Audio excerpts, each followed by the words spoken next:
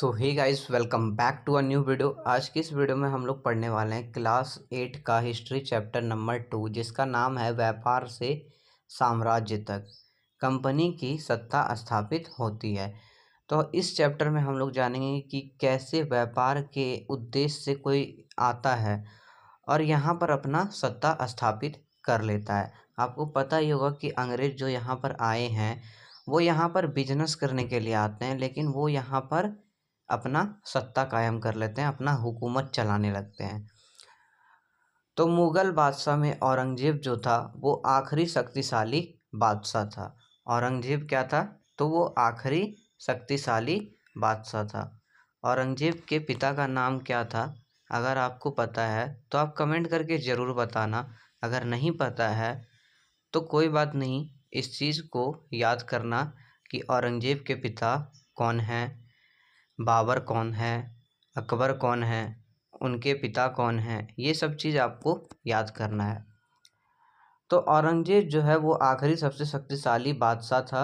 उन्होंने वर्तमान भारत, वर्तमान मतलब अभी जहाँ पे हम लोग रह रहे हैं, जिस भारत में हम लोग रह रहे हैं, उसके बड़े से हिस्से पर नियंत्रण स्थापित कर लिया था। तो किन्होंने कर लिया था? तो औरंगजेब ने। किसने किया था? औरंगजेब ने। 1707 में उनकी मृत्यु के बाद बहुत सारे मुगल सूबेदार और बड़े बड़े जमींदार अपने ताकत दिखाने लगे। जब इनकी मृत्यु कब हुई? तो 1707 में। 1707 में जब इनकी मृत्यु हुई तो बहुत से मुगल सूबेदार और बड़े बड़े जमींदार जो है वो अपना ताकत दिखाने लगे, क्योंकि अब राजा थे नहीं तो हर कोई जो है वो अपना ताकत दिखाने लगा। जैसे जैसे विभिन्न भागों में ताकतवर क्षेत्रीय रियासत सामने आने लगी, दिल्ली अधिक दिनों तक प्रभावी केंद्र के रूप में नहीं रह सकी। आपको जैसे पता है कि दिल्ली पहले क्या थी? प्रभावी केंद्र थी, ठीक है। लेकिन जैसे जैसे अलग अलग रियासत, अलग अलग सूबेदार, अलग अलग जमींदार अपना ताकत दिखाने लगे तो दिल्ली जो है वो प्रभावी केंद्र के रूप में नहीं रही, ठीक है। 18वीं सदी के उत्तरार्ध तक राजनीतिक क्षितिज पर अंग्रेज के रूप में एक नई ताकत उभरने लगी। 18वीं सदी की शुरुआत में क्या हुई? तो राजनीतिक तौर पे अंग्रेज के रूप में एक नई ताकत उभरने लगी। अंग्रेज जो है वो पहले एक छोटी कंपनी के रूप में भारत आए थे और यहाँ के इलाके पर उन्होंने अपना कब्जा दिखाने का कोई दिलचस्पी उनकी नहीं थी, ठीक है। कब्जा करने का उनकी कोई दिलचस्पी नहीं थी। तो फिर ऐसा क्या हुआ कि एक दिन वे विशाल साम्राज्य के स्वामी बन गए, यहाँ पर बहुत बड़ा अपना साम्राज्य स्थापित कर लिए। यही बात हम आज इस चैप्टर में देखने वाले हैं कि यह कैसे हुआ था। ये जो आपको चित्र दिख रहा है इसमें क्या है कि बहादुर शाह जफर और उनकी बेटी को गिरफ्तार कर लिया गया है, वही इसमें दिखाया जा रहा है, ठीक है।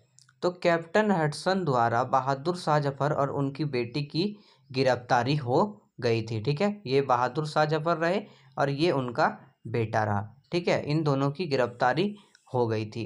तो औरंगजेब के बाद जो है ना, भारत में कोई मुगल बादशाह इतना ताकतवर नहीं हुआ, ठीक है। लेकिन एक प्रतीक के रूप में, एक चिन्ह के रूप में क्या किया गया था? तो मुगल बादशाह का महत्व जो है बना हुआ था। जब 1857 में ब्रिटिश शासन के विरुद्ध भारी विद्रोह शुरू हुआ तो विद्रोहियों ने अपना बादशाह किसे मान लिया था? तो मुगल बादशाह बहादुर शाह जफर को विद्रोहियों ने अपना नेता मान लिया था इन्हें, ठीक है। और जब विद्रोह कुचला गया तो बहादुर शाह जफर को भारत छोड़ने पर मजबूर कर दिया था। किसने मजबूर कर दिया था? तो अंग्रेजों ने, ठीक है। किसने मजबूर कर दिया था? तो अंग्रेजों ने। और उनके बेटे को उनके सामने ही मार डाला। बेटे को क्या किया गया? तो जफर के सामने। कौन जफर? बहादुर शाह जफर, ठीक है। शॉर्ट में लिखा गया है जफर। अब देखो, पूर्व में ईस्ट इंडिया कंपनी का आना। तो सन 1600 में ईस्ट इंडिया कंपनी ने इंग्लैंड की महारानी एलिजाबेथ प्रथम, देखो आपको बहुत जगह पे एलिजाबेथ प्रथम, द्वितीय, तृतीय ऐसा सुनने को मिलेगा, ठीक है। तो 1600 ईस्वी में ईस्ट इंडिया कंपनी ने इंग्लैंड की महारानी एलिजाबेथ से चार्ट अथवा इज्जतनामा हासिल कर लिया था। सॉरी, इज्जतनामा बोलता हूँ, इजाज़तनामा, ठीक है। चार्ट अर्थात इजाज़तनामा, इजाज़त जैसे हम कहते हैं ना कि मैं इजाज़त देता हूँ कि तुम ये काम कर सकते हो, ठीक है। तो इजाज़तनामा हासिल कर लिया था, जिससे कंपनी पूरब से व्यापार करने के लिए एकाधिकार मिल गया था। एकाधिकार मतलब जब एक ही व्यक्ति का अधिकार पूरी तरह हो तो उसे कहते हैं एकाधिकार। इस अरे यार मैं बार बार इज्जतनामा बोल रहा हूँ। इस इजाज़तनामा का मतलब था कि इंग्लैंड की कोई और व्यापारिक कंपनी इस इलाके में ईस्ट इंडिया कंपनी से होड़ नहीं कर सकती है। होड़ मतलब लड़ाई झगड़ा दंगा फसाद मार पिटाई नहीं कर सकती है। इस चार्ट के सहारे कंपनी समुद्र पार जाकर नए इलाकों को खंगाल सकती है। खंगाल सकती है मतलब खोज सकती है। वहाँ से सस्ती कीमत पर चीज़ खरीद कर उन्हें यूरोप में उच्च कीमत पर बेच सकती थी। कंपनी को दूसरे अंग्रेज व्यापारी से प्रतिस्पर्धा की कोई भय नहीं थी। प्रतिस्पर्धा का मतलब क्या होता है पता है? कंपटीशन। जैसे देखो, दो दुकान है, एक यहाँ पर शॉप है, एक यहाँ पर शॉप है। तुम अब जा रहे हो तो तुम इधर जाओगे या इधर जाओगे, तो ये दुकान वाला सोचेगा मेरे साइड आएगा, ये सोचेगा मेरे साइड आएगा। तो यहाँ पर क्या होता है, इन दोनों के बीच, ये दुकान वालों के बीच कंपटीशन होता है, ठीक है। क्या होता है? कंपटीशन होने लगता है। वो वाला कंपटीशन नहीं कि कौन टॉप करेगा, वो नहीं।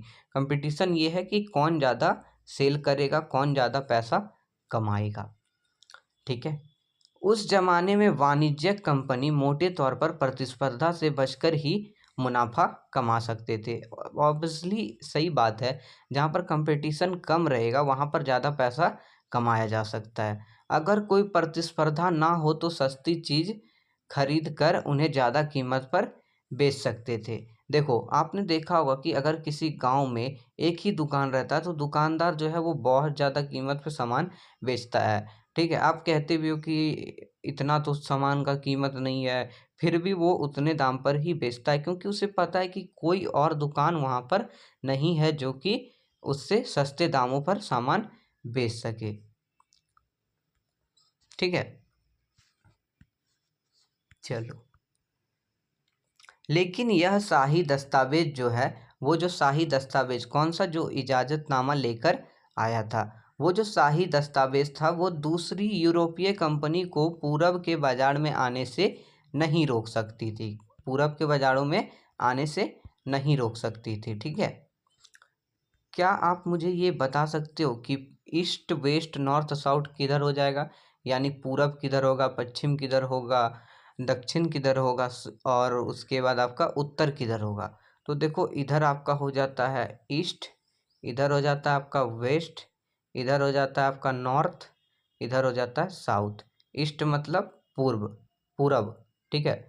वेस्ट मतलब पश्चिम, और नॉर्थ मतलब उत्तर, और साउथ मतलब दक्षिण, ठीक है।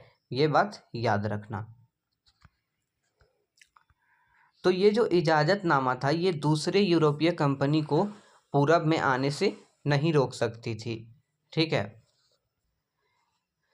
तो जब तक इंग्लैंड के जहाज अफ्रीका के तट पर छूते थे तो केप ऑफ गुड होप का चक्कर लगाकर हिंद महासागर पार कर, तब तक पुर्तगाली ने भारत पर पश्चिमी तट पर अपना उपस्थिति दर्ज कर लिया था। जब इंग्लैंड का जहाज़ जो है वो अफ्रीका के तट को छूता था तो यहाँ पर पुर्तगाली लोग जो है वो अपना उपस्थिति दर्ज करा चुके थे, ठीक है। वो गोवा में अपना ठिकाना बना चुके थे। आप गोवा जाने के बारे में सोचते हो? गोवा जाने का जो है ना, आपने ये सॉन्ग सुना होगा, गोवा वाले बीच पे, ये वाला गाना सुना है ना, तो वही गोवा, ठीक है। तो वहाँ पर किसने अपना कब्जा बना लिया था? तो पुर्तगालियों ने अपना कब्जा बना लिया था। पुर्तगालियों के खोज यात्री वास्को ड गामा ने 1498 यानी कि 1498 में पहली बार भारत तक पहुँचने के इस समुद्र मार्ग का पता लगाया था।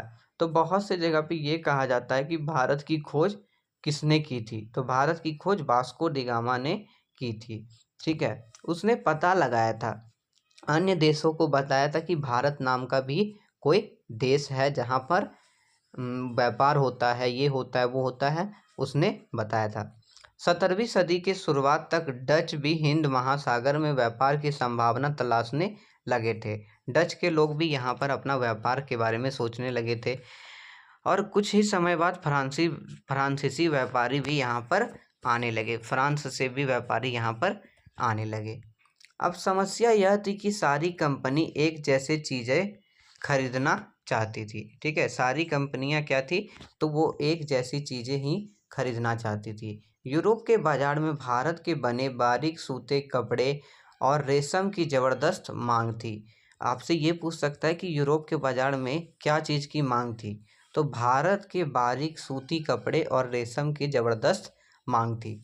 इसके अलावा काली मिर्च, लौंग, इलायची और दालचीनी का भी ज़बरदस्त मांग रहती थी। यूरोपीय कंपनी के बीच इस बढ़ती प्रतिस्पर्धा से भारतीय बाजार में इन चीज़ों की कीमत बढ़ने लगी और उनसे मिलने वाला मुनाफा गिरने लगा। जब देखो यहाँ पर बहुत लोग आने लगे तो यहाँ पर कंपटीशन बहुत ज़्यादा होने लगा, जिससे कीमत जो है वो भारतीय बाजार में बढ़ने लगी और इससे मिलने वाला प्रॉफिट जो है वो गिरने लगा। अब इन व्यापारिक कंपनी के फलने फूलने का यही एक रास्ता था कि अपने प्रतिस्पर्धा कंपनी को ख़त्म कर दे, यानी सामने वाला जो कॉम्पिटिटिव है उसे हम जो है वो ख़त्म कर दे। लिहाजा बाजारों पर कब्जा की इस होड़ ने व्यापारिक कंपनी के बीच लड़ाई की शुरुआत करवा दी, आपस में वो लोग लड़ने लगे। अब 17वीं और 18वीं सदी में जब भी मौका मिलता तो कोई एक कंपनी दूसरी कंपनी की जहाज़ डुबा देती थी, रास्ते में रुकावट खड़ी कर देती थी और माल से लदे जहाज़ को आगे बढ़ने से रोक देती थी। ठीक है, तो यह व्यापार जो था वो कैसे होता था? यह व्यापार जो है वो हथियारों से की मदद से चलता था। किसकी मदद से चलता था? तो हथियारों की मदद से चलता था और व्यापारिक चौकियों को किलेबंदी के जरिए सुरक्षित रखा जाता था। अपनी बस्ती को किलाबंद करने और व्यापार में मुनाफा कमाने की इस कोशिश के कारण स्थानीय शासकों से भी टकराव होने लगे। जो स्थानीय शासक थे, अब किसी गांव से गुजर रहा है तो वहां पर जो शासक होंगे उससे भी टकराव होने लगे। इस प्रकार व्यापार और राजनीति को एक दूसरे से अलग रखना कंपनी के लिए मुश्किल होता जा रहा था। आइए देखें कि कैसे हुआ ये चीज़ जो है वो कैसे हुआ। देखो यहाँ पर जो है राजनीतिक भी हो रहा था और व्यापार भी हो रहा था, तो कंपनी के बीच इस चीज़ की मुश्किल बढ़ती जा रही थी। अब एक नाम आता है ईस्ट इंडिया कंपनी, जिसका नाम आप बहुत बार सुनोगे। तो पहली इंग्लैंड फैक्ट्री 1651 में हुगली नदी के किनारे शुरू हुई। ठीक है, 1651 1651 में कहाँ पर शुरुआत हुई थी इसकी? तो हुगली नदी के किनारे। हुगली नदी कहाँ पे है बताना ज़रा कमेंट करके। हुगली नदी जो है वो आपका कोलकाता में है। तो कंपनी के व्यापारी यहीं से अपना काम चलाते थे। इन व्यापारियों को उस ज़माने में फैक्टर कहा जाता था, क्योंकि फैक्ट्री में काम करते हैं तो फैक्टर कहा जाता था। इस फैक्ट्री में वेयर हाउस था जहां निर्यात वाली चीज़ों को जमा किया जाता था। यहाँ पर उसके दफ्तर थे जिनमें कंपनी के अफसर बैठा करते थे। जैसे जैसे व्यापार फैला, कंपनी ने सौदागरों और व्यापारियों को फैक्ट्री के आसपास आकर बसने के लिए प्रेरित कर दिया। 1651 तक 1696 तक कंपनी ने इस आबादी के चारों तरफ किला बनाना शुरू कर दिया। अगर आपसे पूछे कि कंपनी ने कब इस आबादी के चारों ओर किला बनाना चालू कर दिया, तो आप क्या बोलोगे? 1696 में। और पहली इंग्लिश कंपनी कौन सी थी? तो ईस्ट इंडिया कंपनी कब आई थी? तो 1665 में। कहाँ पर आई थी? तो हुगली नदी के किनारे इसकी शुरुआत हुई थी। ठीक है, और उस जमाने पे यहाँ पर काम करने वाले व्यापारियों को क्या कहा जाता था? तो फैक्टर कहा जाता था। ठीक है, इस फैक्ट्री में क्या क्या था? तो इस फैक्ट्री में वेयर हाउस था जहाँ पर निर्यात होने वाली वस्तु जमा की जाती थी, और वहाँ पर क्या था? दफ्तर थे जहाँ पर अफसर बैठा करते थे। ठीक है,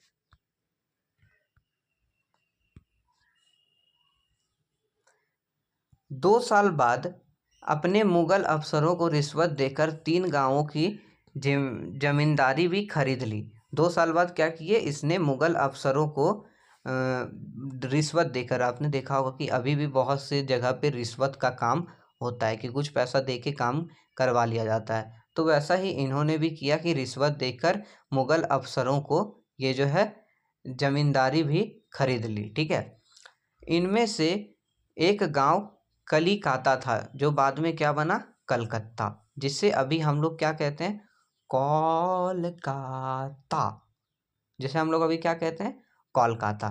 तो इसमें एक गांव था जिसको कलिकाता कहा जाता था, जो बाद में कलकत्ता बना और अब उसे कोलकाता कहा जाता है। आपसे पूछा जाएगा कि कलकत्ता को वर्तमान में क्या कहा जाता है, तो आप कहोगे कोलकाता, और उसे अतीत में क्या कहा जाता था, तो कलिकाता, अंग्रेजों के ज़माने में कलिकाता।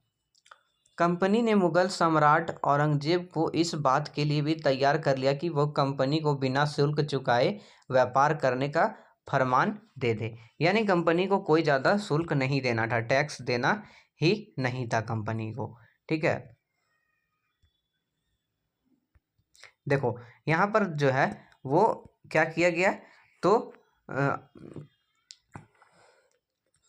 कि कंपनी ने जो है वो मुगल बादशाह को इस बात के लिए तैयार कर दिया कि शुल्क चुकाए बिना व्यापार करने का फरमान जारी कर दिया जाए। फरमान क्या होता है, तो फरमान होता है एक शाही आदेश। क्या होता है, शाही आदेश। शाही आदेश जैसे अभी नोटिस वगैरह निकलता है ना, सरकार के द्वारा, गवर्नमेंट के द्वारा नोटिस आता है, तो वैसे ही बादशाहों के द्वारा जो आदेश आता था उसे फरमान कहते थे, जिसे शाही आदेश कहते हैं। ठीक है, फरमान का मतलब कंपनी ज़्यादा से ज़्यादा रियायतें हासिल करने और पहले से मौजूद अधिकारियों का ज़्यादा से ज़्यादा फ़ायदा उठाने में लगी हुई थी। उदाहरण के लिए औरंगजेब के फरमान से केवल कंपनी को ही शुल्क मुक्त व्यापार का अधिकार मिला था। ठीक है, औरंगजेब ने जो फरमान दिया था उससे केवल कंपनी को ही शुल्क मुक्त व्यापार का अधिकार मिला था। कंपनी के जो निजी अफसर थे वह भी व्यापार चलाते थे, उन्हें भी इस पर छूट नहीं थी। ठीक है, उन्हें इस पर जो है कोई छूट नहीं थी, लेकिन उन्होंने भी शुल्क चुकाने से इनकार कर दिया था। इससे बंगाल में राजस्व वसूली जो है वो बहुत कम होने लगा। ऐसे में भला बंगाल के नवाब मुर्शिद कुली खान जो है विरोध क्यों नहीं करते। अब शुरू होता है व्यापार से युद्ध, यानी कि अब व्यापार के साथ साथ युद्ध भी चालू हो गया था। क्योंकि ये अंग्रेज जो है यहाँ पर किस लिए आए थे, यहाँ पर आए थे वो लोग पहले व्यापार करने के लिए, बिजनेस करने के लिए। उसके बाद फिर धीरे धीरे क्या हुआ, उसने सोचा कि यहाँ पर युद्ध करते हैं, राजा महाराजाओं को मार के भगा देते हैं सबको, और यहाँ पर अपना कब्जा जमा लेते हैं। ठीक है, 18वीं सदी की शुरुआत में कंपनी और बंगाल के नवाबों का जो है वो टकराव बहुत ज़्यादा बढ़ गया था। औरंगजेब के बाद जो है बंगाल के नवाब जो है वो बहुत ज़्यादा ताकत दिखाने लगे थे। उस समय दूसरे क्षेत्र में भी जो लोग थे वो बहुत ज़्यादा ताकत दिखाने लगे थे। मुर्शिद कुल खान के बाद अली वर्द खान और उसके बाद सिराजुद्दौला जो है वो बंगाल के नवाब बने। ये सभी जो थे ये सभी शक्तिशाली शासक थे। उन्होंने कंपनी को रियायतें देने से मना कर दिया। व्यापार का अधिकार देने के बदले कंपनी से नजराने मांगे। किन्होंने मांगे, तो इन नवाबों ने मांगे। उसे सिक्के ढालने का अधिकार नहीं दिया और उसकी किलाबंदी को बढ़ाने से रोक दिया गया। कंपनी पर धोखाधड़ी के आरोप लगाते हुए उन्होंने दलील दी कि उसकी वजह से बंगाल सरकार की राजस्व वसूली कम होती जा रही है और नवाबों की ताकत जो है वो कमज़ोर पड़ती जा रही है। कंपनी टैक्स चुकाने को तैयार नहीं थी। कंपनी जो है वो टैक्स देने को बिल्कुल भी तैयार नहीं थी। उसके अफसरों ने अपमानजनक चिट्ठी लिखी और नवाबों व उनके अधिकारियों को अपमानित करने का प्रयास किया। किसने प्रयास किया, तो कंपनी के लोगों ने। ठीक है, कंपनी का कहना था कि स्थानीय अधिकारी की बेतुक मांग से कंपनी का व्यापार तबाह हो रहा है। व्यापार तभी फल फूल सकता है जब सरकार जो है वो शुल्क हटा दे। कोई भी बिजनेस अभी के टाइम में भी वैसा ही होता है, कोई भी कंपनी या कोई भी बिजनेस जो है वो तब ही आगे बढ़ सकता है जब उसमें से टैक्स को हटा दी जाए, लेकिन टैक्स भी ज़रूरी होता है। कंपनी को इस बात का भी यकीन था कि अपना व्यापार फैलाने के लिए उसे अपनी आबादी बढ़ानी होगी। वो जान रहे थे कि उसका व्यापार तभी बढ़ सकता है जब तक उसकी आबादी नहीं बढ़ेगी। गांव खरीदने होंगे और किलों का पुनर्निर्माण करना होगा। किलों का जो है वो पुनः निर्माण करना होगा, फिर से बनाना होगा। ये टकराव जो है वो दिनों दिन बहुत ज़्यादा बढ़ता गया। अंततः इस टकराव की परिणति प्लासी के प्रसिद्ध युद्ध के रूप में हुई। ये टकराव इतना ज़्यादा हुआ कि इसके बाद जो है वो अंग्रेज़ों ने अपना पहला युद्ध लड़ना चालू कर दिया। ठीक है, अब देखो यहाँ पर एक शब्द आता है कठपुतली, इसके बारे में हम लोग आगे पढ़ेंगे। आपने कठपुतली देखा होगा। कठपुतली क्या होता है कि एक गुड़िया जैसा रहता है, उसमें रस्सी लगा रहता है और कोई और उसे नचाता है। ठीक है, तो उसके बारे में अभी हम लोग थोड़ी देर में जानेंगे। अब आता है हमारा प्लासी का युद्ध। ठीक है, 1756 में अली वर्दी खान की मृत्यु के बाद सिराजुद्दौला जो है वो बंगाल के नवाब बने। कब बने? तो 1756 में। और 1756 में किसकी मृत्यु हुई?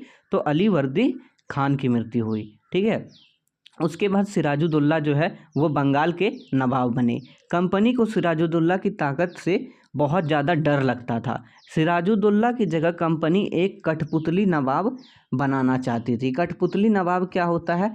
कठपुतली वो होता है जो दूसरे के इशारों पर नाचता है। ठीक है, ये गुड़िया है, ये इसके हाथ पैर में रस्सी बांध के कोई और इसे नचाता है। ठीक है, इसे कोई और नचाता है, वही होता है कठपुतली। तो कंपनी भी ऐसा चाहता था कि सिराजुद्दौला की जगह जो है वो कोई एक कठपुतली नवाब बना दे जो उसके व्यापारी रियायतों और अन्य सुविधाओं से अनकारी ना करे, मतलब उसका पूरी तरह सपोर्ट करे। ठीक है, और फिर कंपनी ने सोचा कि सिराजुद्दौला के ही किसी मतलब उसके खास आदमी को ही क्या कर दिया जाए, तो उसका प्रतिद्वंदी बना दिया जाए, मतलब उसी के किसी प्रतिद्वंदी को नवाब बना दिया जाए। कंपनी को लेकिन इस चीज़ में कामयाबी नहीं मिली। जवाब में सिराजुद्दौला ने हुक्म दिया कि कंपनी उनके राज्य व राजनीतिक मामले में टांग अड़ाना बंद कर दे। सिराजुद्दौला ने कहा कि भाई साहब यार तुम लोग जो है यहाँ पर टांग अड़ाना बंद कर दो वरना मैं तुम्हारी टांग काट दूंगा। ऐसा तो नहीं कहा था, ये तो मैं बता रहा हूँ, बट ऐसा ही कुछ कहा होगा। अब किलेबंदी रोके और बकायदा राजस्व चुकाए। ठीक है, किलाबंदी रोका और बकायदा राजस्व चुकाने लगा। उसके बाद जब ऐसा कहा गया तो ना अंग्रेज पीछे हट रहे थे और ना ये नवाब जी पीछे हट रहे थे। ठीक है, इसके बाद क्या हुआ कि जब दोनों पक्ष पीछे हटने को तैयार नहीं हुए तो 30,000 सिपाहियों के साथ नवाब ने कासिम बाजार में स्थित इंग्लिश फैक्ट्री पर हमला बोल दिया। नवाब की फौज ने कंपनी के अफसरों को गिरफ्तार कर लिया और गोदाम पर ताला लगा दिया। अंग्रेजों के हथियार छीन लिए गए और अंग्रेजी जहाज़ों को घेरे में ले लिया। इसके बाद नवाब ने कंपनी के कलकत्ता स्थित किले पर कब्जा के लिए उधर का रुख किया। ठीक है, कलकत्ता के हाथ से निकल जाने की खबर सुनने पर मद्रास में तैनात कंपनी के अफसरों ने भी रॉबर्ट क्लाइव के नेतृत्व में सेनाओं को रवाना कर दिया कि जाओ भाई साहब अब तुम लोग लड़ाई करो। ठीक है, जाओ अब तुम लोग लड़ाई करो और जाके कलकत्ता को अपने अधीन करो। और इस सेना को 9 सैनिक बेड़े की मदद मिल रही थी। इसके बाद नवाब के साथ लंबे समय तक सौदेबाजी चली। आखिरकार 1757 में रॉबर्ट क्लाइव ने प्लासी के मैदान में सिराजुद्दौला के खिलाफ कंपनी के सेना का नेतृत्व किया। ठीक है, नवाब सिराजुद्दौला की हार का एक बड़ा कारण उसका सेनापति था, क्योंकि सेनापति मीर जाफर की कारगुजरिया भी थी। मीर जाफर की टुकड़ियों ने इस युद्ध में हिस्सा नहीं लिया। रॉबर्ट क्लाइव ने यह कहकर उसे अपने साथ मिला लिया कि सिराजुद्दौला को हटाकर मैं तुम्हें यहाँ पर नवाब बना दूंगा, ये बात किसी को मत बताना। ठीक है, ऐसा ही कुछ उसने कहा था कि मैं तुम्हें नवाब बना दूंगा सिराजुद्दौला को हटा के, और तुम ना युद्ध में हिस्सा मत लेना, तो मैं सिराजुद्दौला को हरा दूंगा और मैं तुम्हें नवाब बना दूंगा। ठीक है, ऐसा ही कुछ कहा था। ठीक है, जिसके कारण मीर जाफर जो है वो युद्ध में भाग नहीं लेते हैं, हिस्सा नहीं लेते हैं। ठीक है, और प्लासी का जो युद्ध है वो इसलिए भी इम्पोर्टेंट माना जाता है क्योंकि भारत में यह कंपनी की पहली बड़ी जीत थी। प्लासी की जंग के बाद सिराजुद्दौला को मार दिया गया और मीर जाफर जो है वो नवाब बने। कंपनी अभी भी शासन की जिम्मेदारी संभालने को तैयार नहीं थी। उसका मूल उद्देश्य तो व्यापार को फैलाना था। अगर यह काम स्थानीय शासकों की मदद से बिना लड़ाई लड़े ही किया जा सकता था। ठीक है, तो किसी राज्य को सीधे कब्जे में लेने की क्या ज़रूरत थी। अब ये भी बात होती है कि जब अगर स्थानीय लोग मदद कर देते तो किसी राज्य को कब्जे में लेने की क्या ज़रूरत पड़ती। जल्दी कंपनी को एहसास होने लगा कि यह रास्ता भी आसान नहीं है। कठपुतली नवाब भी हमेशा कंपनी के इशारे पर नहीं चलते थे। आखिरकार उन्हें भी तो अपने प्रजा के बारे में सोचना पड़ता था और अपने संप्रभुता को दिखाना पड़ता था कि यार मैं किसी के अंदर नहीं हूँ, मैं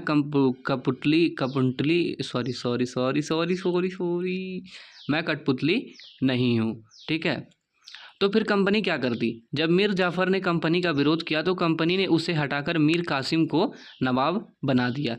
जब मीर कासिम परेशान करने लगे तो बक्सर की लड़ाई 1774 में हुई। ठीक है, उसके बाद उसको भी हारना पड़ा, उससे बंगाल से बाहर कर दिया और मीर जाफ़र को जो है वो दोबारा नवाब बनाया गया। अब नवाब को हर महीने 5 लाख रुपया चुकाना था। कंपनी अपने सैनिक खर्चे से निपटने, व्यापारिक ज़रूरत को पूरा करने और अन्य खर्चे को पूरा करने के लिए पैसे मांगती थी। ठीक है, कंपनी और ज़्यादा इलाके तथा ज़्यादा कमाई चाहती थी। 1765 में जब मीर जाफ़र की मृत्यु हुई तो कंपनी के इरादे बदल चुके थे। कठपुतली नवाब के साथ अपने खराब अनुभव को देखते हुए क्लाइव ने यह ऐलान कर दिया कि हमें खुद ही नवाब बनना पड़ेगा। और आखिरकार 1765 में मुग़ल सम्राट ने कंपनी को ही बंगाल प्रांत का दीवान नियुक्त कर दिया। ठीक है, दीवान मिलने से क्या हुआ, दीवानी मतलब ताकत मिल गया। ठीक है, दीवानी मिलने के कारण कंपनी को बंगाल में विशाल राजस्व संसाधन पर नियंत्रण मिल गया, पूरी तरह इसको जो है कंट्रोल मिल गया। इस तरह कंपनी की एक पुरानी समस्या का हल हो गई थी। ठीक है, 18वीं सदी की शुरुआत से ही भारत के साथ उसका व्यापार जो है बहुत ज़्यादा बढ़ता जा रहा था, लेकिन उसे भारत में ज़्यादातर चीज़ें जो है ब्रिटेन से लाए सोने और चांदी के बदले खरीदनी पड़ती थी। इसकी वजह क्या थी पता है? इसकी वजह ये थी कि उस समय ब्रिटेन के पास भारत को बेचने के लिए कोई चीज़ नहीं था। अगर आपको व्यापार करना है, आपको कोई चीज़ खरीदना है तो उसके बदले आपको कुछ देना होगा ना। अभी जैसे हम कुछ खरीदते हैं तो उसके बदले हम क्या देते हैं? पैसा देते हैं, मनी देते हैं। ठीक है, या तो फिर स्कैन कर देते हैं और अकाउंट में पैसा भेज देते हैं कि यार ये सामान मेरे को दे दो। तो ऐसा ये लोग भी करते थे। इसके पास बेचने के लिए कुछ नहीं था तो ये क्या बेचते थे? तो सोना और चांदी बेचते थे। ठीक है, तो प्लासी की जंग के बाद ब्रिटेन से सोने की निकासी जो है वो बहुत कम होने लगी थी और बंगाल की जो दीवानी मिलने के बाद तो ब्रिटेन से सोना लाने की ज़रूरत ही नहीं थी, क्योंकि बंगाल के ऊपर इसका कब्जा हो गया था। तो अब यार ये खुद खरीद सकता है, खुद बेच सकता है, इसे किसी और को पैसा देने की कोई ज़रूरत नहीं है। अब भारत से होने वाली आमदनी के सहारे कंपनी जो है वो अपना खर्चा आराम से चला सकती थी। ठीक है, इस कमाई से कंपनी जो है वो भारत में सूती और रेशम कपड़े खरीद सकती थी, अपनी फौज को संभाल सकती थी और कोलकाता जो कि अभी फ़िलहाल में कोलकाता है उसमें अपना दफ्तर का निर्माण जो है वो कर सकती थी। ठीक है, कंपनी के जो अफसर थे वो नवाब मतलब नवाब बन बैठे। नवाब बनने का मतलब था कि कंपनी के पास जो है वो अब सत्ता थी और ताकत भी थी, लेकिन इसके कुछ और फ़ायदे भी थे। कंपनी का हर कर्मचारी जो है वो नवाब की तरह जीना चाहता था। आप भी चाहते हो कि यार मैं भी नवाब की तरह जीऊँ, मेरा भी हर बात हर कोई माने। ठीक है, तो प्लासी के युद्ध के बाद बंगाल के असली नवाबों को इस बात के लिए बाध्य कर दिया गया कि वे कंपनी के अफसरों को निजी तोहफे के तौर पर ज़मीन और बहुत सारा पैसा दे। ठीक है, खुद रॉबर्ट क्लाइव ने भारत में बेहिसाब दौलत जमा कर ली थी। 1743 में जब इंग्लैंड से मद्रास, जो कि अभी फ़िलहाल में चेन्नई है, ठीक है, जब वो चेन्नई आया तो उसकी उम्र कितनी थी? 18 साल थी। उसके बाद 1767 यानी 1767 में जब वह 2 बार गवर्नर बनने के बाद हमेशा के लिए भारत से रवाना हुआ तो यहाँ उसकी दौलत 401 और 102, इसे तोड़ के पढ़ो यार, उतना इजी तुम थोड़ी पढ़ सकते हो। 4,01,102 4,1102 पौंड के बराबर थी। कितनी थी? तो 4,11,02 पौंड के बराबर थी। एक पौंड में कितना होता है ये मैं तुम्हें कमेंट में बता दूंगा, देख लेना उसमें, ठीक है। तो उसकी कितनी पौंड हो गई थी? तो 4 लाख के करीब हो गई थी, ठीक है। दिलचस्प बात यह थी कि गवर्नर के अपने दूसरे कार्यालय में उसे कंपनी के भीतर फैले भ्रष्टाचार को खत्म करने का काम सौंपा गया था, लेकिन 1772 में ब्रिटिश संसद ने उसे खुद भ्रष्टाचार के आरोप पर अपनी सफाई देनी पड़ी, क्योंकि ये खुद ज़्यादा भ्रष्टाचार कर रहा था। इसे भ्रष्टाचार मिटाने के लिए रखा गया था, लेकिन भाई साहब ये भ्रष्टाचार खुद जो है वो कर रहा था, इसीलिए इसे अपने भ्रष्टाचार के खिलाफ सफाई देनी पड़ी। सरकार को उसकी अकूत संपत्ति के स्रोत का संदेह होने लगा था। उसे भ्रष्टाचार आरोप से बरी तो कर दिया गया, लेकिन 1674 में उसने आत्महत्या कर ली। किसने? तो रॉबर्ट क्लाइव ने, ठीक है। अरे यार ये सब थोड़ा बहुत जो है ना तुम लोग खुद से भी सोच लो, किसने आत्महत्या कर ली। अब हर चीज़ मैं ही बताऊंगा ना, मेरा नाम, मैं तो टीचर हूँ यार, मैं ही बताऊंगा। तो कंपनी के सभी अफसर जो है वो क्लाइव की तरह दौलत इकट्ठा नहीं कर पाए। बहुत सारी बीमारी और लड़ाई के कारण कम उम्र में ही मौत का निवाला बन गए। इसके अलावा उन सभी को भ्रष्ट और बेईमान मानना भी सही नहीं होगा।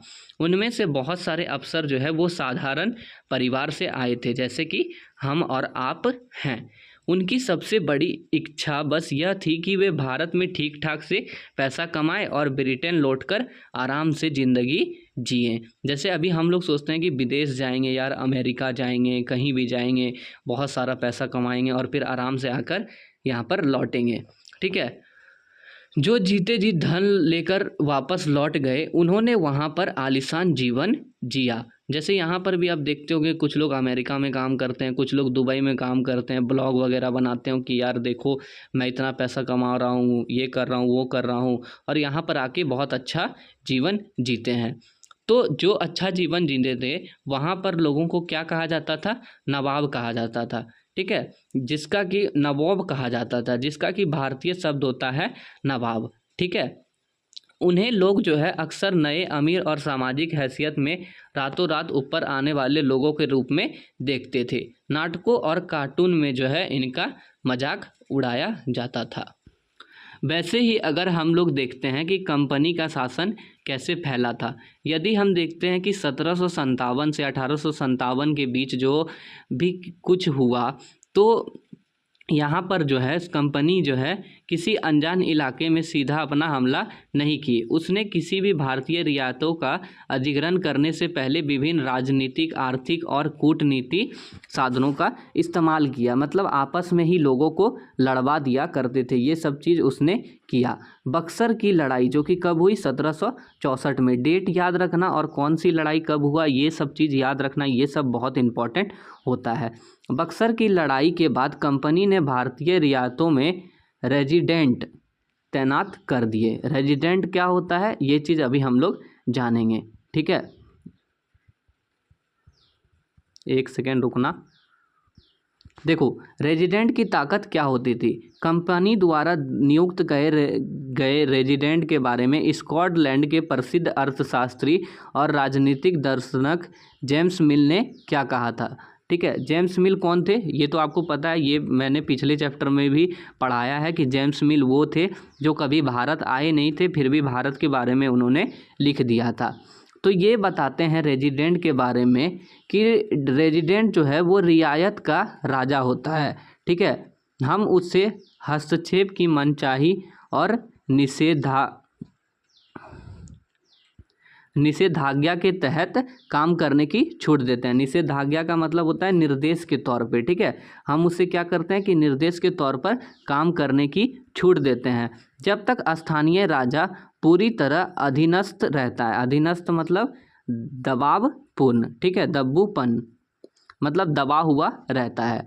और रेजिडेंट यानी ब्रिटिश सरकार के माकी काम करता है, ये ब्रिटिश सरकार के अंदर काम करता है, तो चीज़ें आराम से चलती रहती है, ठीक है। शासन के कामों में रेजिडेंट की दखल अंदाजी के बिना सब कुछ चलता है। रेजिडेंट जो है वो बिना कोई दखल अंदाजी के सारा काम करवाता है। ठीक है, जब भी कुछ अलग तरह का घटता है तब भी राजा कोई ऐसा रास्ता अपनाता है जिसे ब्रिटिश सरकार गलत मानती है, तो टकराव और उथल पुथल पैदा हो जाता है। कोई भी अगर देखो कोई भी कुछ काम करेगा और सामने वाला अगर टांग अड़ाएगा तो लड़ाई झगड़ा तो होता ही है।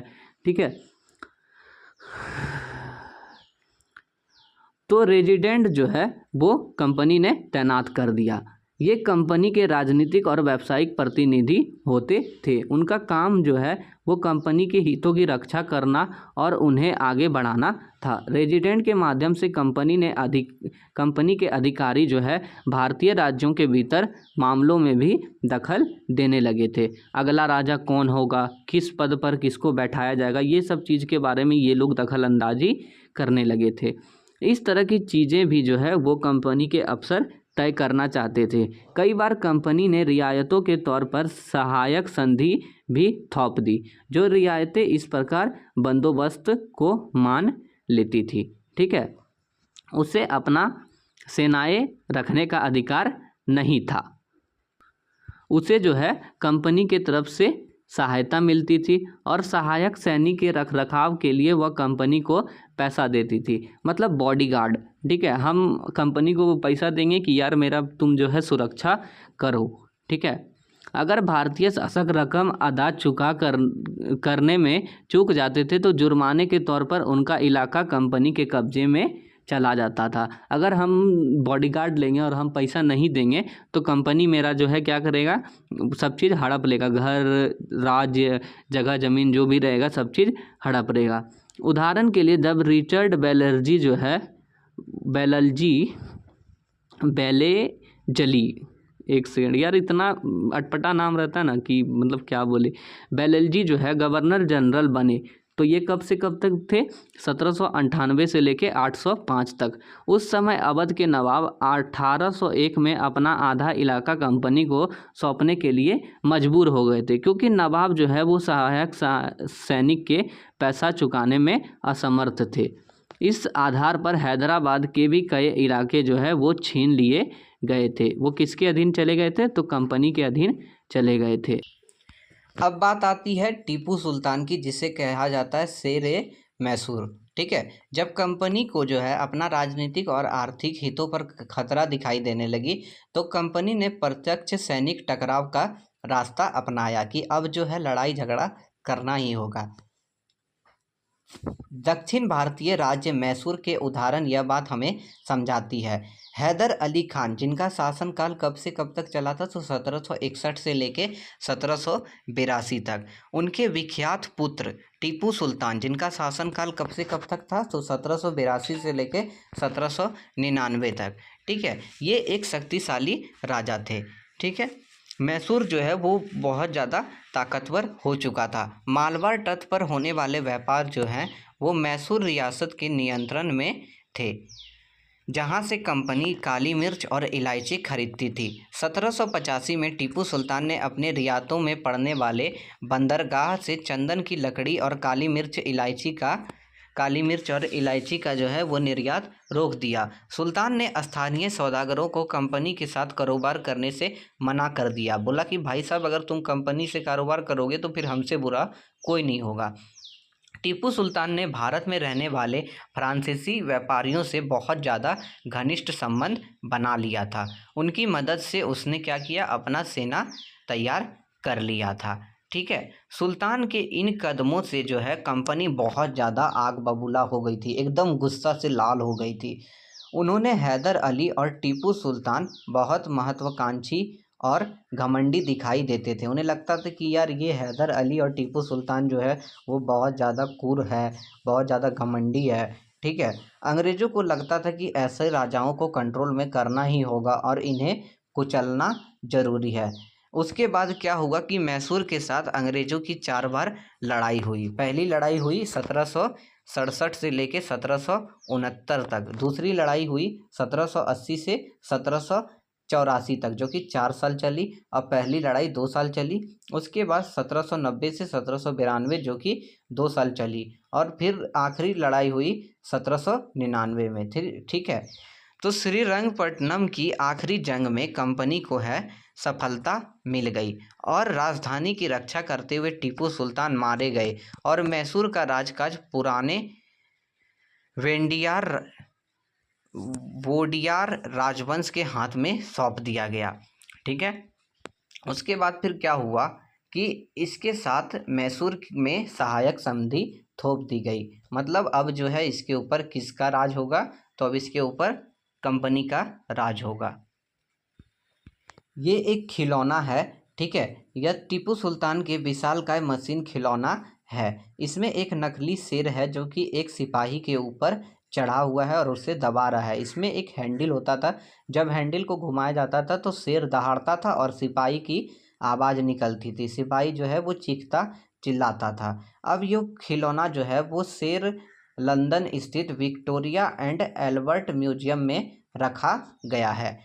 4 मई 1799 को जब अपनी राजधानी की रक्षा करते हुए टीपू सुल्तान मारे गए तो अंग्रेज़ों ने इस खिलौने को अपने साथ ले लिया और अपने साथ ले गए। ठीक है। अब क्या आता है, अब आता है मराठों से लड़ाई। टीपू सुल्तान की तो मौत हो गई ना, टीपू सुल्तान ने अपनी राजधानी का रक्षा करते हुए अपनी जान की कुर्बानी दे दी। अब आता है सबसे इम्पॉर्टेंट टॉपिक, जिसे कि कहा गया है मराठों से लड़ाई। तो अंग्रेज़ों ने मराठों से जो है वो 3 बार लड़ाई लड़ा था। पहला युद्ध कब लड़ा था, तो पहला युद्ध लड़ा गया था 1782 में, जो कि सालवाई संधि के साथ ख़त्म हुआ, जिसमें कोई भी पक्ष नहीं जीत पाया। दूसरा युद्ध हुआ था 1803 से 1805 के बीच में, जो कि कई मोर्चों पर लड़ा गया था। इसका नतीजा यह हुआ कि उड़ीसा और यमुना के उत्तर में स्थित आगरा और दिल्ली सहित कई भूभाग जो है वो अंग्रेज़ों के कब्जे में आ गए थे। और आखिरी युद्ध हुआ 1817 से 1819 के बीच में। ये सबसे आखिरी और तीसरा युद्ध था। इसमें जो है मराठे का सत्ता जो है पूरी तरह समाप्त हो गया और पेशवा को पुणे से हटाकर कानपुर के पास बिठूर में पेंशन पर भेज दिया गया। अब विंध्या के दक्षिण में स्थित पूरे भूभाग पर नियंत्रण हो चुका था। किसका हो चुका था, तो अंग्रेज़ों का। अब देखो यहाँ पर एक वर्ड आया पेशवा। तो पेशवा क्या होता है, तो पेशवा हम लोग यहाँ पर देखते हैं। ठीक है। पेशवा होता है सर्वोच्च मंत्री। और क्या होता है पेशवा, सर्वोच्च मंत्री। ठीक है। तो 1761 में क्या हुआ, पानीपत के तीसरे संघर्ष के बाद मराठा शक्ति जो है वो विकेंद्रित हो गया था, मतलब टूट गया था। उन्हें कई राज्यों में बांट दिया गया, जैसे पहला हो गया सिंधिया, होलकर, गायकवाड़ और भोसले जैसे अलग अलग राजवंशों के हाथों में ये बांट दिया गया था। ये सारे सरदार जो है वो एक पेशवा थे, यानी कि एक सर्वोच्च मंत्री थे। पेशवा इस राजमंडल का सैनिक और प्रशासकीय प्रमुख होता था और पुणे सत्ता का केंद्र था। पेशवा क्या था, पुणे सत्ता का केंद्र था। ठीक है। महादजी सिंधिया और नाना फडनीस जो है वो 18वीं सदी के आखिर के 2 प्रसिद्ध मराठा युद्ध और राजनीतिज्ञ थे। ठीक है। अब आता है सर्वोच्चता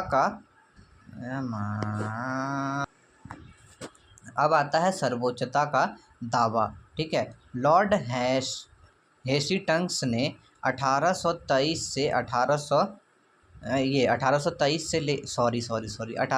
से 1823 तक ये गवर्नर जनरल रहे। इनके नेतृत्व में सर्वोच्चता की एक नई नीति शुरू की गई। कंपनी का दावा था कि उसकी सत्ता जो है वो सर्वोच्च है, यानी सबसे ऊपर है, इसलिए वह भारतीय राज्यों से ऊपर है। अपने हितों की रक्षा के लिए वह भारतीय रियासतों का अधिग्रहण करेगी, मतलब उसका इस्तेमाल करेगी या उनको धमकी देगी। अपने जो है वो अपने मतलब वो धमकी देगी कि अधिग्रहण को अपना स्वीकार करो। और यह सोच के बाद अंग्रेज़ों की नीति में पूरी तरह दिखाई दे रहा था, ये जो सोच था वो अंग्रेज़ों की नीतियों में पूरी तरह दिखाई दे रहा था। लेकिन बाद में जो है इस चीज़ों में रोक टोक हुए। ठीक है। जब अंग्रेज़ों ने कर्नाटक में कब्जा करना चाहा तो तो रानी चेन्नम्मा ने हथियार उठा लिया और अंग्रेज़ों के खिलाफ आंदोलन छेड़ दी। ठीक है, उन्होंने हथियार उठा लिया और अंग्रेज़ों के खिलाफ आंदोलन छेड़ दी। 1824 में उन्हें गिरफ्तार कर लिया गया और 1829 में जेल में उनकी मृत्यु हो गई।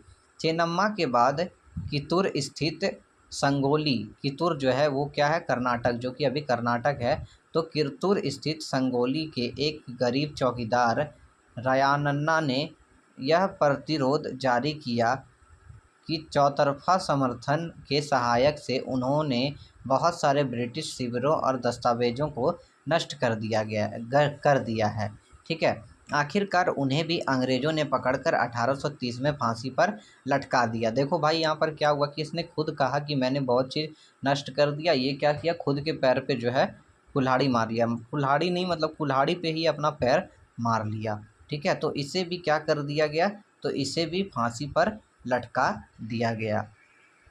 1830 के अंत में ईस्ट इंडिया कंपनी रूस के प्रभाव से बहुत डरी हुई थी। कंपनी को यह डर था कि कहीं रूस का प्रभाव पूरे एशिया में फैलकर उत्तर पश्चिम से भारत को भी अपनी चपेट में ना ले ले। इसी डर के चलते जो है अंग्रेज अब उत्तर पश्चिमी भारत पर भी अपना नियंत्रण स्थापित करना चाहता था। उन्होंने 1838 से लेकर 1882 के बीच अफ़गानिस्तान के साथ एक लंबी लड़ाई लड़ी और वहां अप्रत्यक्ष कंपनी शासन स्थापित कर दिया। उसके बाद 1843 में संधि के सिंध भी कब्जे में आ गई। इसके बाद पंजाब की बारी थी। यहाँ महाराजा रणजीत सिंह ने कंपनी की दाल नहीं गलने दी। 1839 में उनकी मृत्यु के बाद इस रियासत के साथ दो लंबी लड़ाई हुई और आखिरकार 1849 में अंग्रेज़ों ने पंजाब का भी अधिग्रहण कर लिया। ठीक है, ये सब डेट जो है ना वो आपको याद करना है कि अंग्रेज़ों ने पंजाब को कब अधिग्रहण किया था। पंजाब के जो महाराजा थे वो कौन थे, रणजीत सिंह थे। ठीक है, रणजीत सिंह थे। और उनकी मृत्यु कब हुई, तो 1839 में उनकी मृत्यु हुई। और अंग्रेज़ों ने पंजाब को कब घेर लिया या अपने अधीन कर लिया, तो 1849 में, 1849 में। ये सब डेट जो है ना वो याद रखना, ये बहुत इम्पोर्टेंट होता है। ये आपको आगे भी बहुत काम देगा। तो अधिग्रहण की यह आखिरी लहर जो है वो 1848 से 1856 के बीच गवर्नर जनरल बने लॉर्ड डलहौजी के शासन में भी चली। लॉर्ड डलहौजी ने यह नई नीति अपनाई जिसे विलय नीति का नाम दिया गया। एक नई नीति अपनाया जिसे क्या किया गया, विलय। विलय मतलब साधारण भाषा में समझो कि घुल जाना। साइंस जो पढ़ता है ना उसे पता है घुल जाना। अगर पानी में चीनी डालते हैं तो चीनी जो है वो पानी में घुल जाता है। ऐसा ही अंग्रेज कहते हैं कि यार तुम लोग सब आओ और तुम लोग सब मेरे में घुल जाओ, ऐसा ही कुछ होगा, इसीलिए इसका नाम है विलय नीति। ठीक है, नाम से पता चल रहा है। यह सिद्धांत इस तर्क पर आधारित था कि अगर किसी शासक की मृत्यु हो जाती है और उसका कोई पुरुष वारिस नहीं है, यानी कि उसका कोई लड़का बेटा नहीं है, ठीक है, तो उसकी रियासत हड़प ली जाएगी, यानी कंपनी के भूभाग का हिस्सा बन जाएगा। यही है विलय नीति। इस सिद्धांत के आधार पर एक के बाद एक रियासतें, पहले सतारा 1848 में हड़प ली गई, उसके बाद संबलपुर 1850 में, उसके बाद उदयपुर 1852 में, उसके बाद नागपुर 1853 में, उसके बाद झांसी 1854 में। ये सभी क्या हुई, अंग्रेज़ों के हाथों में चली गई। आखिरकार 1856 में कंपनी ने अवध को भी अपने नियंत्रण में ले लिया था। ठीक है, इस बार अंग्रेज़ों को एक नया तर्क दिया। उन्होंने कहा कि वे अवध की जनता को नवाब के कुशासन से आज़ाद कराने के लिए कर्तव्य से बंधे हुए हैं। ठीक है, इसलिए वे अवध पर कब्जा करने के लिए मजबूर हैं। अपने प्रिय नवाब को जिस तरह गद्दी से हटाया गया उसे देखकर लोगों में क्या हुआ, गुस्सा आ गया, क्योंकि अवध के लोग जो हैं वो अपने नवाब को बहुत ज़्यादा प्रेम करते थे, मतलब बहुत ज़्यादा उनकी रिस्पेक्ट करते थे। ठीक है, तो उससे देखकर क्या हुआ, लोगों का गुस्सा भड़क उठा और अवध के लोगों ने 1857 में महान विद्रोह चालू कर दिया और विद्रोह में शामिल होने लगे धीरे धीरे। अब हुई नए शासन की स्थापना। गवर्नर जनरल वॉरेन हेस्टिंग्स जो कि 1773 से 1985 तक थे। उनके बहुत सारे महत्वपूर्ण व्यक्तियों में से था जिन्होंने कंपनी की ताकत फैलाने में अहम भूमिका अदा की। ठीक है, वॉरेन हेस्टिंग्स के समय तक आते आते कंपनी न केवल बंगाल बल्कि बम्बई और मद्रास में भी अपना सत्ता हासिल कर ली थी। ब्रिटिश इलाके मोटे तौर पर प्रशासकीय इकाई में बटे हुए थे। उन्होंने फ्रेंडेंसी कहा जाता था, उन्हें क्या कहा जाता था? तो फ्रेजडेंसी कहा जाता था। उस समय 3 प्रेसिडेंसी थी, बंगाल, मद्रास और बम्बई। कौन कौन सी थी? बंगाल, मद्रास और बम्बई। हर एक का शासन जो है वो गवर्नर के पास होता था। उस सबसे ऊपर क्या था? गवर्नर जनरल होता था। सबसे ऊपर क्या होता था? तो गवर्नर जनरल होता था। नीचे गवर्नर होता था, उसके ऊपर होता था गवर्नर जनरल। तो हेस्टिंग्स ने कई प्रशासकीय सुधार किए। न्याय के क्षेत्र में उसके सुधार जो है वो खास तौर से बहुत ज़्यादा उल्लेखनीय थे, यानी कि उसे हम लोग उल्लेख कर सकते हैं, मतलब बता सकते हैं उसके बारे में। 1772 में एक नई न्याय व्यवस्था की गई। इस व्यवस्था के प्रावधान किए गए कि हर जिला में 2 अदालत होगी। पहला होगा फौजदारी अदालत और दीवानी अदालत। दीवानी अदालत के जो है वो मुखिया यूरोपीय जिला कलेक्टर थे। ठीक है, यूरोपीय जिला कलेक्टर थे। आपसे अगर पूछा जाए कि दीवानी अदालत के मुखिया कौन थे, तो यूरोपीय जिला कलेक्टर के होते थे। और कौन कौन से अदालत होते? तो फौजदारी और दीवानी अदालत। ठीक है, मौलवी और हिंदू पंडित उनके लिए भारतीय कानूनों की व्याख्या करते थे। फौजदारी अदालत अभी भी काजी और मुफ्ती के अंतर्गत थी, लेकिन वे भी कलेक्टर की निगरानी से काम करते थे। अब देखो काजी क्या होता है, यहाँ पर दिया गया है। काजी होता है एक न्यायाधीश। ठीक है, काजी क्या होता है? एक न्यायाधीश। और मुफ्ती क्या होता है? मुस्लिम समुदाय का एक न्यायविद जो कानून की व्याख्या करता है। ठीक है, मुस्लिम समुदाय का एक न्यायविद जो कानून की व्याख्या करता है, जो कानून के बारे में बताता है। काजी इस व्याख्या के आधार पर फैसले सुनाता है। ठीक है, काजी क्या करता है? तो इस आधार पर फैसले सुनाता है। ठीक है, अब देखो एक बड़ी यहाँ समस्या यह थी कि ब्राह्मण पंडित जो हैं वो धर्मशास्त्र की अलग अलग शाखाओं के हिसाब से स्थानीय कानून को अलग अलग व्याख्या कर देते थे।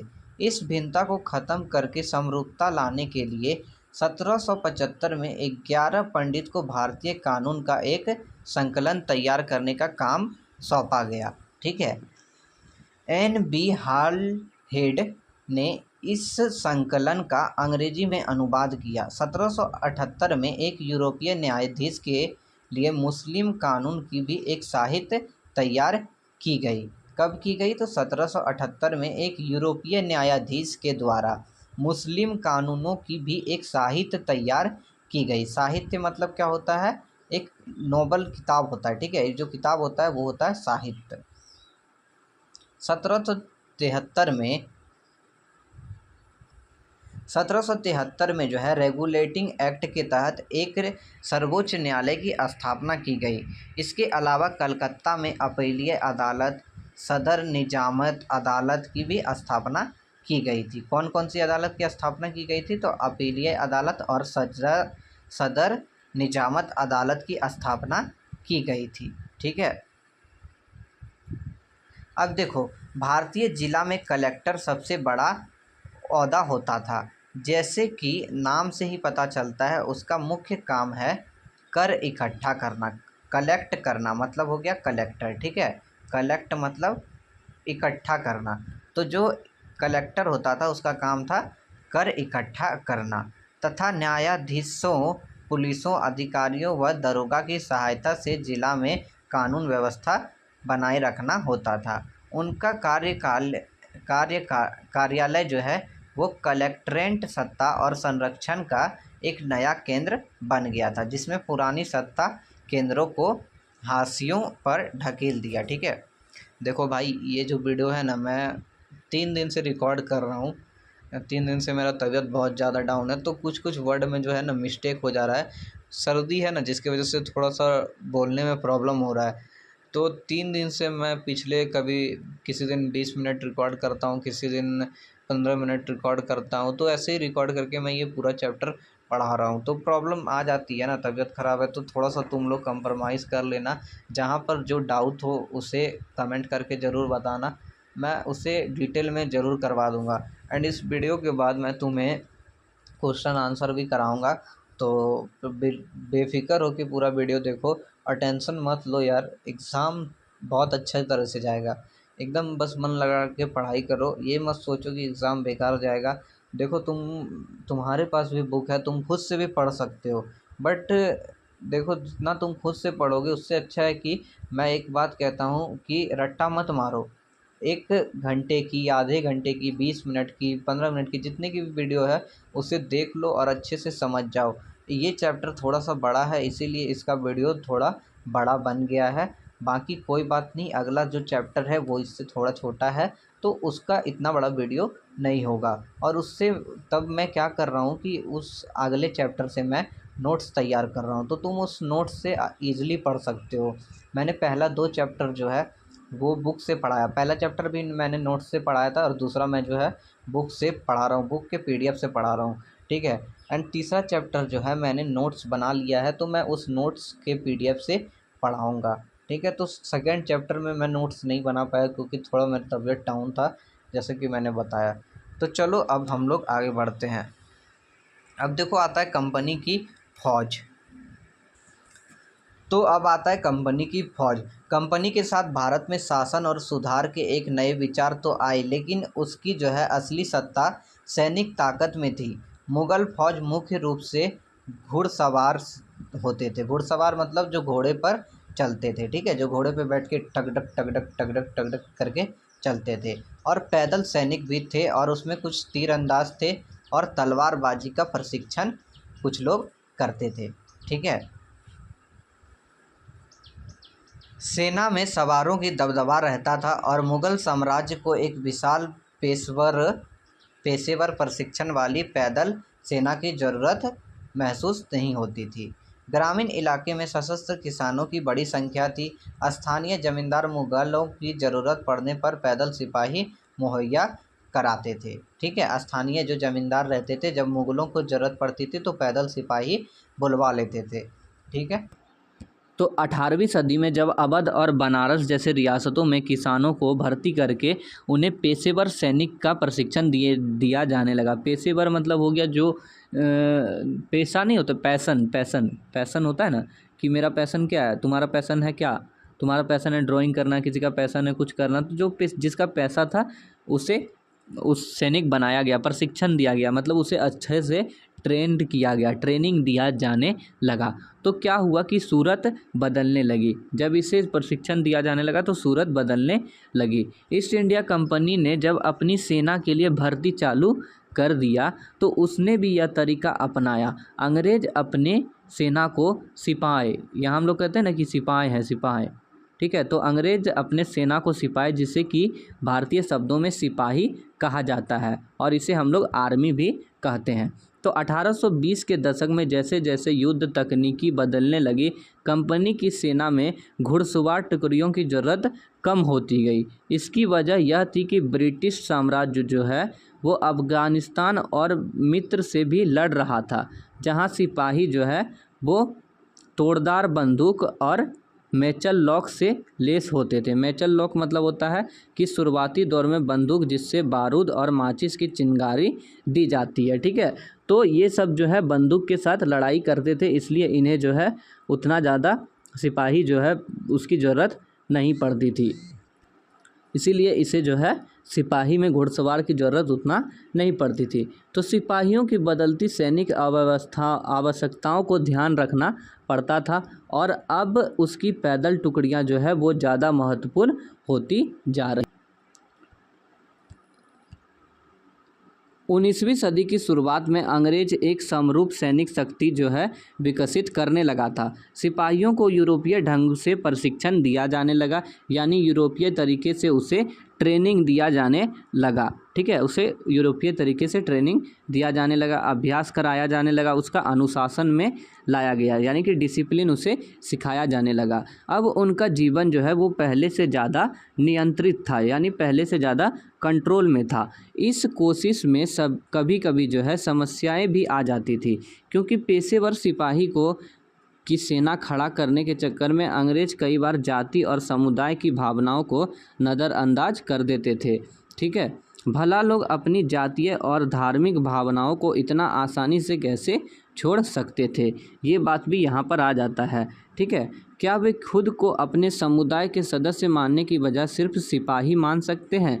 देखो यहाँ पर क्या होता है कि जो भी आर्मी होते हैं वो खुद को क्या अपने धर्म के रूप में मान सकते हैं, या फिर ये सब चीज़ छोड़ के, धर्म जाति समुदाय छोड़ के, क्या वो खुद को सिर्फ एक सिपाही मान सकते हैं कि मेरा काम है देश की रक्षा करना? ये चीज़ यहाँ पर पूछा जा रहा है। ठीक है, तो सिपाही क्या महसूस करते थे? अपनी जीवन, अपनी पहचान, यानी वे कौन हैं, इस बात के एहसास में जो बदलाव आ रहे थे उनको सिपाही ने किस तरह देखा? ठीक है, 1857 की विद्रोह में हम सिपाहियों की इस दुनिया की झलक को दिखाता है। इस विद्रोह के बारे में हम लोग जो है चैप्टर 5 में पढ़ेंगे। ठीक है, तो अभी जो है फ़िलहाल ये चैप्टर हमारा यहाँ पर कंप्लीट होता है, तो इसके बारे में हम लोग जानेंगे कि सिपाही अपने आप को कैसे देखते थे। ठीक है, वो अपने बारे में क्या महसूस करते थे, इस सब चीज़ को हम लोग चैप्टर 5 में ईज़िली पढ़ेंगे, एकदम डिटेल वेज में। उतना टेंशन नहीं लेना है, मैं नोट्स तैयार करके पढ़ाऊँगा। ठीक है, अरे यार बुक में जो है ना बहुत सा ऐसा वर्ड रहता है जो कि मुझे खुद दिक्कत होता है बताने में, तो स्टूडेंट कहाँ से समझेंगे, उन्हें भी बहुत ज़्यादा प्रॉब्लम होता है। ठीक है, तो अब इसका जो है निष्कर्ष क्या निकलता है कि ईस्ट इंडिया कंपनी जो है यहाँ पर व्यापार के माध्यम से आती है। ठीक है, एक व्यापारिक कंपनी थी और व्यापार के माध्यम से आती है, और बढ़ते भौगोलिक और उपनिवेशिक शक्ति जो है यहाँ पर वो बन जाती है। 19वीं सदी की शुरुआत में नई भाप तकनीक के आने से यह प्रक्रिया और तेज होने लगी। जब तक समुद्री मार्ग से भारत पहुंचने में 6 से 8 महीना लग जाता था, भाप से चलने वाले जहाज़ों में यह 3 हफ्ते में समेटने लगा। 3 हफ्ते में ये काम जो है वो कंप्लीट होने लगा। इसके बाद ज़्यादा से ज़्यादा अंग्रेज और उनके परिवार भारत जैसे दूर देश में आने लगे। 1857 तक भारतीय उपमहाद्वीप के 73% भूभाग और 78% आबादी पर कंपनी का जो है वो सीधा शासक स्थापित था। ठीक है, 73% लैंड पर और 78% आबादी पर, यानी जनसंख्या पर। ठीक है, इस पर पूरा जो है कंपनी का शासन था। देश के शेष भाग पर आबादी पर कानून का अप्रत्यक्ष प्रभाव था। इस प्रकार व्यवहारिक स्तर पर ईस्ट इंडिया कंपनी पूरे भारत को अपने नियंत्रण में ले चुकी थी। ये सब चीज़ हम लोगों ने इस चैप्टर में जाना। ठीक है, तो ये चैप्टर यहाँ पे एंड होता है। आई होप कि आप लोगों को समझ में आया होगा। अगर समझ में आया होगा तो एक लाइक, एक कमेंट, एक शेयर ज़रूर करना। अगर समझ में नहीं आया तो इस बात को भी कमेंट करके ज़रूर बताना कि ये समझ में नहीं आया, यहाँ पर आपका मिसिंग है। ठीक है।